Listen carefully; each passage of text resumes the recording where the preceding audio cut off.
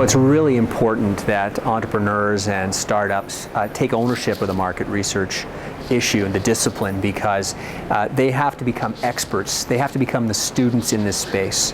They have to know everything about the underlying fundamentals of the marketplace, read all the sources, look at all the printed information, television, media, the web, and really understand their space and not delegate it down to some consultant or something like that, because it's very important that they have that fundamental understanding. And that fundamental understanding is probably the first quarter of totally understanding your opportunity. The 3/4, the remaining piece of that, is in the primary research, which is talking to your marketplace, presenting your value proposition in a consistent methodological way so that experts in your space, potential customers, channel partners, even competitors understand the value proposition and can react to it in a meaningful way to give you some feedback as to whether or not the market's going to accept the value proposition your company has to offer. And so that's a really important part of the market research exercise, and that's talking to your marketplace and understanding, because without that understanding of the primary data, you don't have a complete picture of the marketplace. That background information that you've got, that secondary information, is just a fundamental building block.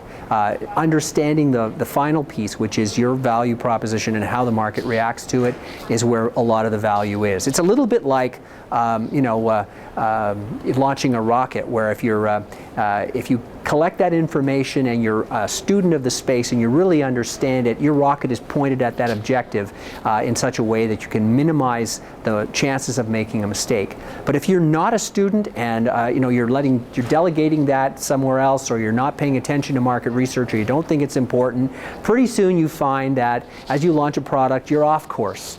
And if you're off course, you might fail to reach your objective. You might not be successful, or it might cost you an awful lot of money to fire those rockets and bring the whole project back onto track. So by doing your market research, you stay on course and you can achieve your objectives, and that's important. When I'm talking to clients, the thing that I want to understand first is who are the experts in their space? Who are the people that they really want us to talk to get a better sense of whether or not their value proposition is going to be accepted in the marketplace.